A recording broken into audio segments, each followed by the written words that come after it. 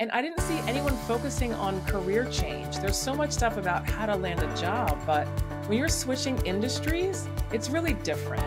You said in your LinkedIn headline, every job has the same 5 skills. So I would love to hear what those are as well, and we can dive deeper into it. And so you find yourself living into expectations before you've even asked yourself what it is that you want to do. Sometimes we have a dream in our hearts, all of us do, and we're just too scared to pursue it.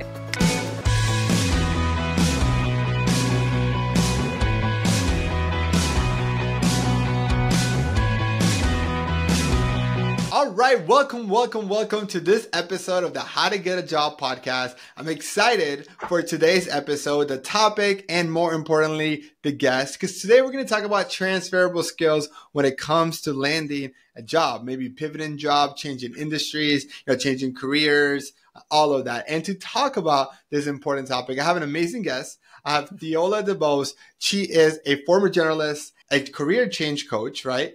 And the founder of J Skills, which is a career change university. Theola, welcome to the show. How are you today?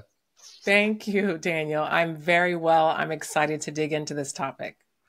I want to talk about, a little more about, you talk about on LinkedIn, change careers with less stress and more success. How did you get into helping people change careers with less stress and more success? Well, I did it and I had a lot of stress, a ton of stress. I was a journalist for a very long time. I love to write. I'm a writer, and I started writing because when I was a child, I couldn't talk. I had a speech impediment. So I loved to read, and then I did writing. And so I was a journalist for 15 years. But then the industry changed and I wanted to do something different. So I made my first career change and went into education. But I didn't know what I was doing. I crashed and burned. I worked too hard. I took another job, and I also made a lot of mistakes. And along the way, people said to me, "How did you do that? What are you doing?" And people kept asking me, and there just isn't enough time to meet people one-on-one. And so I actually got a job as a career coach. And I started coaching people who would get laid off from jobs. And I realized that from that and being a hiring manager, there was just this need for storytelling, for people to own the skills that they had and then tell a story so that people wanted to hire them. And I didn't see anyone focusing on career change. There's so much stuff about how to land a job, but when you're switching industries, it's really different. So I just felt like I didn't want anyone to suffer like I did. And I also wanted to see people own their story and then use that to change careers. What do you think? So you see different statistics saying how, over 50% of people change industries or change careers than what they originally had thought, and I think maybe it has a lot to do with, maybe when they pick a major in college, if they went to college, they're picking a major at a very young age, or they're picking a major because of what their parents or, professors or teachers or, advisors were advising them to do, and then stick with it. Maybe they're too far into it, graduate with a particular major, realize they're not happy, and then they're making career pivots. But what do you think keeps people stuck in their job? And at what point do you say, hey, maybe you should really consider making that jump, making that career change? Just like you said, Daniel, one reason is that people just feel like they need to live up to expectations. Dad is a doctor, uncle is a doctor, I'm going to go be a doctor. And so you find yourself living into expectations before you've even asked yourself what it is that you want to do. Yeah. Some of it is also that people try things and they don't work out. We as humans are very dynamic and we're changing all the time. And so you might think that, my first job out of college was in book publishing. And I got into book publishing and I said, I don't really like it. So how would I know except if I actually did the job? And so from there, that's when I decided to go to grad school, actually made a change and go into journalism. So sometimes it's just the practical nature of, I tried this, I didn't like it, it's time for something new.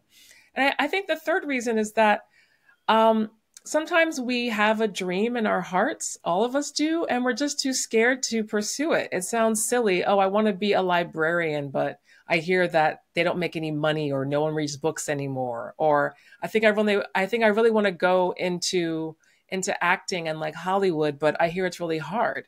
And so you pick something else. And then typically what happens is you get laid off or something happens, and then you find yourself at a crossroads having to really face this question of, am I going to really pursue what I know that I'm meant to do, or am I going to continue to play it safe? No, I love it. I love it.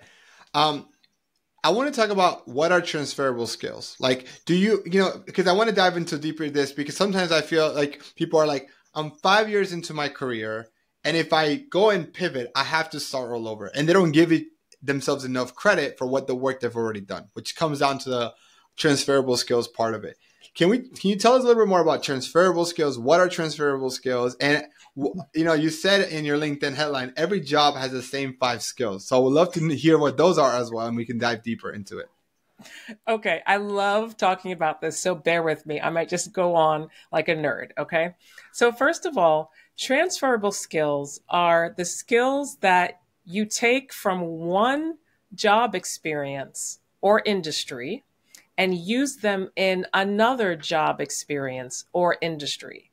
Now, typically, when you're staying in the same industry, we don't talk about transferable skills, but they're still there. Because, for example, if you are an engineer at Apple and then you go get a job at Google, Apple and Google do things differently. So you have to transfer your skills from Apple to Google.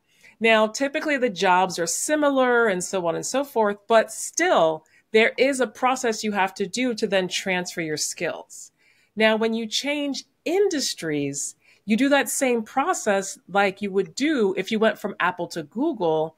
It's just that that process, it's like if you think about a bridge, the bridge might be a little bit longer, right? If you are a teacher and now you're going into presentation management or learning design, right? You have to then say, okay, I'm not in a classroom anymore.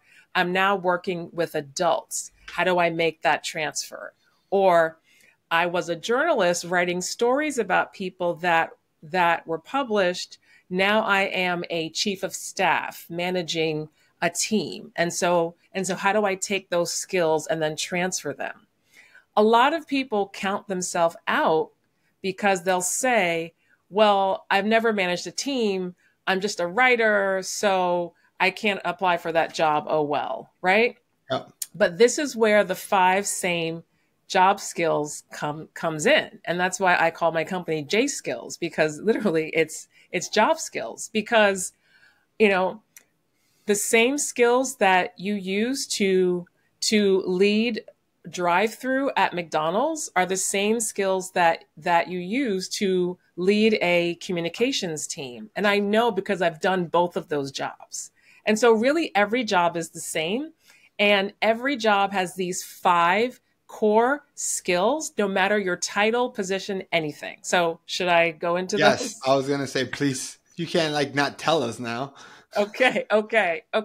So the first skill is lead or leadership, right? Every job requires leadership. Now, you may be leading a team, but then you also may be leading people with your ideas. If you're someone who constantly comes up with new ideas and then people follow those ideas, then you are leading people with your ideas. Maybe there's a special project, like a volunteer project that you've done, and you took that leadership role. And so leadership is the first core job skill. And it doesn't just mean I am a big boss leading people. Everybody displays some type of leadership. The second core job skill is close to leadership, and that's manage. Now, people typically think, oh, manager, you have to manage people. No, manage, everybody manage. You manage, you manage your time on the job. How do I spend time and then doing what? If you have an overflowing email inbox and your job is to keep up with, customer complaints, you are managing information because you have hundreds of emails to go through. You manage expectations. Let's say that you have a front-facing role as a hotel lobby clerk, right? You are managing people's expectations of service. You are managing, I said, information, people. And so everybody manages in every single job all the time. And if you don't manage anything outside of yourself, you absolutely manage yourself in terms of how am I going to get this work done? So we got lead and we got manage. Then we have the one that is so obvious. It's like, hello, problem solve. It's not called work for a reason, right? Work has problems and it's like you're constantly putting out fires. And so you are constantly problem solving. Okay, boss, I've got these two projects. They have the same deadline, but I can't do them at the same time. How should we go about this, right? You're constantly problem solving no matter what your role is. The fourth is collaboration. Nobody works being on some island somewhere by themselves. You're constantly collaborating with your direct boss, with other people on your team, with perhaps people externally. You're constantly collaborating. So you are collaborating, you are solving problems, you are managing yourself or other people, and you are leading with your guidance and your ideas. And then the fifth core job skill is judgment. You're constantly applying your judgment. And a lot of times when in interviews, they ask these questions, tell me about a time when. They are testing all these skills, but especially judgment. You are constantly saying, okay, do I do this first or do I do that first? The customer has this issue. Can I solve it on my own or do I need to take this to my boss? Think about hiring an assistant. You don't hire an assistant because they know how to use Outlook. You hire them for their judgment, right? This person called. Do I then interrupt my boss now or do I wait until later? And a lot of times people get fired not because they can't do a job, but because one of these core job skills is not working, especially judgment. So in summary, leadership, management, problem solving, collaboration, and judgment. You use those 5 job skills in every single job everywhere. And if you can understand how you do that in the role you have, you can have any role outside of that across any industry anywhere. That's how you do it with less stress and more success. I really love this 5 skills: leadership, management, problem solving, collaboration, and judgment. And I can definitely see how this then really helps if you understand, if you do the self-assessment on yourself on like, okay, what's my leadership? Where am I? Where do I need to be? Same thing with management, problem solving, collaboration, and judgment, right? That's going to allow you to easily transition to a different job, different industry, because now you're finding the transferable skills of each of these 5 things. So I'm assuming that that's essentially how you're doing it, like how you're helping job seekers do this. How is this different when I'm assessing this 5 skills for myself? How is this different when I'm assessing this when I'm looking to make a total different career pivot versus I am just looking for a promotion or staying within the same industry? How am I thinking about this? How am I, I would say, sequencing this in my head? Yeah. So I tend to think of these 5 skills as buckets, and terms that are thrown around in this whole career industrial complex are things like, action verbs and like accomplishments and things like that. And every single accomplishment or action verb or any bullet that's either on your resume or in your head is basically one of these 5 skills, period. And so as you're thinking about all these different things that you've done, maybe you have an upcoming performance review and you want to reflect back on the work that you've done in the last quarter, or you're about to graduate from college and you're trying to put together a resume for the first time. What I find with the people that I coach is that they get so overwhelmed thinking about, I did all these things, and then that imposter syndrome comes in, like, is that even important? Does like anybody care that I raised money for my sorority or things like that? But I can tell you as a former hiring manager, I care about these 5 skills. I am constantly screening people based on these 5 skills. So if you start with these categories and then, like you said, take that self-assessment, whether you're looking to change or stay in your industry, and say, okay, let's take this project I did. How did I do each of these things in this project. Let me actually write out examples for myself. And then as you're writing out the examples, maybe you won't say collaboration 5, 6 times. You want to find a different way to say it. And then that's when those other action verbs come in. But a lot of the time, we're trying to like sound good and have all these action verbs and like say all this stuff, but then it doesn't add up to like a story, you know? Like if someone walked in to me in an interview and said, let me tell you how I'm a leader. Let me tell you how I can manage things. Let me tell you how I collaborate and problem solve and how I use my judgment. I'd be like, wow, yeah, tell me. Versus, you know, having these like individual random bullets that like don't really add up to anything. Now, you absolutely need your bullets and you need to know the work that you've done. Like no one else can like write that for you.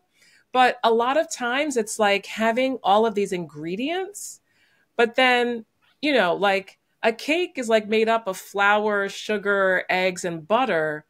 But if you showed me flour, sugar, eggs, and butter, I wouldn't say that that was a cake. Cake has to be baked and put in the oven, right? So like a lot of times people may present themselves, and I see this a lot, especially if they're going on interview, but like not being hired, right? Because it's like you're showing me the ingredients to the cake, but like you haven't actually baked the cake for me to say, yes, it's a cake. I understand. It tastes great. Thank you. I want to eat this. I want to hire you. I love that, like when you're explaining this analogy of like baking or a cake, and it makes me think a lot about how like the leadership, management, problem solving, collaboration, and judgment are the ingredients that are needed for baking. Now, you need some flour, you're gonna need eggs, you're gonna need some water, you need some sugar, salt, and so you have all these ingredients. Mm-hmm. And with those 5 ingredients, you can pretty much bake pretty much any cake. But the difference actually comes in the recipe that you follow or the job that you want, because in some recipes you need more leadership, and other ones you just need a tad a little bit of collaborate, like because the job, and that's where it's changing, because you can have all the right ingredients, have the right ingredients, the right amount, but then it's also the order, right? Because if you do everything to bake a cake and then forget to put the baking soda and you just add it in the end and sprinkle it, it's not going to taste good. It's going to be really, really bad. And so I do love the analogy of like, okay, these 5 skills that you just went over, right? And I say it again, I want to make sure that you don't forget this when you leave this podcast. Leadership, management, problem solving, collaboration, and judgment. Those are the ingredients that are required for you to have a successful career, no matter what industry, what job. They're required. Try to prove us wrong. Good luck, right? Like, right. But how you organize them and the amount of each of the skills will differ in the industry, and also too, like the amount of leadership that's required to be the CEO is much different than a level entry employee taking your order at McDonald's. That level entry experience still needs to have leadership. He needs to have some ownership and leadership in his role, but it's not the same as the CEO. And so there's differences there. Exactly. Right. And so a lot of times people, they will say, well, I don't have this. Everybody has these 5. That's also a big takeaway. And you said it, everybody has these 5. It's just the level to which you display it. When I had entry level jobs, it would not be appropriate for me to have a level of leadership on par with the director and the CEO. Right. Mm-hmm. But I need to have initiative. I do need to take ownership of my role. And that's how I move up and then get more leadership experience. But no one should look at this list and say, okay, well, I have 3 out of 5. No, you have all 5. You have all 5. And do you use this also to kind of like a skill assessment to be like, okay, in this one, if I want this type of career, then I need to invest more time on building this particular skill set? I really see the job descriptions as a way to help you figure out which of these skills you're going to pull from. Because being someone who had to write job descriptions, even if they're not well written, I'm telling you, it's like a committee of people who are doing blood, sweat, and tears, because that's the advertisement. That's the thing to get the person. Yep. And you have to put it all in there. And mm-hmm. So if you are not reading a job description like it is the secret recipe, at Mm. Starbucks? Because it is, right? Yep. It will tell you everything that you need to know to get started to see, do I want to match to these people, right? What's the level of leadership that they're looking for? Because then let's say that you have like 20 leadership examples, but this is a super collaborative role, right? Maybe you read that and the language is like working with other people, managing, managing like large teams across the globe. And you're like, oh, I ding ding ding, I need to collaborate. Now let me pull out my collaboration examples and use that in the cover letter, use that in the bullets. And so this gets to that issue that people love to hate, like tailoring, right? Do I have to tailor my resume? Well, what you need to do is read the job description with a fine tooth comb and understand where these 5 skills are in the job description, and then have your package mirror those 5 skills in the way that they say that they want them. Yeah. I think a lot of times we don't give the job description enough credit. Like job seekers, we're scanning through it. Like odds are, if you're listening to this podcast and you're struggling to get a job, you're probably scanning through the job description as fast as a recruiter is scanning through your resume. So if you're frustrated that the recruiter only reads your resume for 5 seconds, then you need to look in the mirror and say, why are you spending 5 seconds on the job description? Totally. And I'm telling you, we spent like weeks on that job description. And it's like, oh, don't forget this bullet. Oh, don't forget this word. I mean, we really try to put it all in there. Yeah. But it tells you so much. I mean, I love, like, when I coach people, I love breaking down, like, let's break down the JD, because it's small things, right? Some people, they will have for example, a very long description about the company before they even go into the role. They'll be like, okay, we want a copywriter. And then the next thing is like about Theola Inc. And then it's like 3 paragraphs about the company. Hello, ding, ding, ding. They have a very strong sense of who they are and their brand identity. And that comes first. So you have to know that and say, okay, am I cool with these people basically feeling themselves? Because the first thing that they want to tell me about this job is the company, you know? Yeah. I see that all the time. And I'm like, okay, wow, like these guys are serious about who they are. And that's important, because if you walk into the interview and then you're like, oh no, I don't have any questions for you guys, they'll be like, how can you not have a question about us? Because we are like the most important thing ever. You know? As we're having this conversation, I am thinking of 1,000 LinkedIn posts to want to write. And it's about how like the job description is the resume. It's like, it's the same thing, because like, how much time do you spend as a job seeker on your resume? You're probably like, I spend weeks, countless hours. I've redone my resume 1,000 times. And for them to use whatever tool they use, for them to just spend 5 seconds on it, how dare they? Same thing. How many hours, how many weeks they've spent getting this job description approved so that the manager is okay with it, the HR is okay with it, that everybody's okay with it, that the finance has approved the budget if we're putting the salary thing. It's like all these people come together to build this, to give you the answers to the open book test, right? To give you the recipe that you have the ingredients on, and for you to not take the time to look at it, to study it, and not only study it when you're applying. Study it before you go to the interview too, right? Because again, and just like your resume, you have the most important things up top. They do the same thing. They put the most important things on the top of the job description. If you look at the requirements section and there's like a list of bullet points, which one do you think is the most important? The top one or the bottom one? Oh, that first one. And that first one does not say, fluent in Microsoft Word. That's not what it says. That first one typically is some kind of personality, like this is the kind of worker we want in this role. And it's so important. It's so important. But then a lot of people read the 4th bullet and they're like, oh, I don't know Salesforce. Right? I don't have the second to last bullet point, so I'm not going to apply. I'm like, well, like it's the least important. And yes, it's the least important. Or like, they skip, or they skip over that first bullet, or like don't understand how central it is. So then you sit there in the interview and say, so what type of person is successful in this role? And then the hiring manager's like, well, if you read the first bullet, you would actually know. Yep. Versus, I see you're looking for someone who's a self-starter and blah, blah, blah, right? It shows I've read that first bullet. Now let me ask you a question based on what you've said. Absolutely.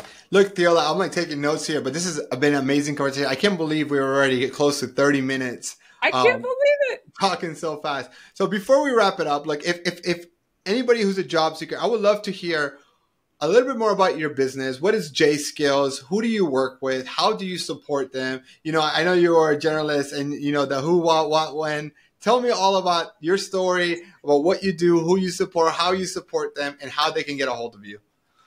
Thank you. Absolutely. So yes, I was a journalist and I help all professionals, not just journalists, because everybody needs to tell their story. But I use journalism and those core questions, the 5 W's and the H, the who, what, when, where, why. That is the focus of my coaching. And that is the method that I use with professionals who are looking to change careers. And what that is also transitions from college to first job, right? From new to the country, from one industry to another. And I do that through 2 ways. I do that through group coaching. I have a group coaching course, Career Change Now, 8 weeks. Takes you from clarity, from confused to clarity so that you know how to apply these 5 job skills. And then I do very limited one-on-one coaching. Typically it's at the executive level. Like if you're making 6 figures or more and you really want to be very intentional with your change. But then also I've started doing resume reviews because everybody, when I say 8-week course or coaching, they're like, no. I just want my resume. Now, I know that you're not ready to send out your resume, but everyone wants the resume because that is the ticket. So I say, all right, let us split the difference. Okay. I will actually review your resume in 3 ways. If you don't want to talk to me, send it to me. I will review it and give it back to you and say, all right, good luck. Right. Or I will actually review it and then talk to you about it and say, okay, this is what needs to change. And then you also can either do it on your own, or you can say, you know what, Theola, this sounds amazing. I want you to do it for me. So basically that is my resume remix because everybody needs to know the status of their resume. Like today, maybe you haven't looked at it in 5 years or, oh my gosh, I'm so scared. Don't be scared, right? Get actually just like a basic assessment of your resume and then you'll have options. But I can tell you 10 times out of 10, if you take the time to find the clarity of what do I want to do next and why, and what skills do I have and how are they among these 5 skills, the resume, the cover letter, the LinkedIn posts, those networking emails, they almost write themselves because it's so easy for you to say what you want to say because you know what you want. Absolutely. And if people want to learn more about you, what would be the best way to do so? And we can also put those links on the show notes underneath this. Yes. Find me on LinkedIn. I am posting there every day. My DMs are open. I say to people, I accept every request that comes to me because I love talking to people. As a journalist, I have interviewed more than 35,000 people. So I love talking to people. And I'm surprised that more people don't talk to me. So talk to me and then we can figure out what is the best course for you to take in your career change, whether it's the group course, whether it's a resume remix, or whether it's one-on-one coaching. Love it. Love it. Well, Theola, thank you so much. If you are listening to this, if you find value, if you learn as much about the 5 things, again, leadership, management, problem solving, collaboration, and judgment, and if you enjoyed this, give us a like, go follow Theola on LinkedIn, send her a message, and then I'll see you guys on the next episode. Bye, everyone.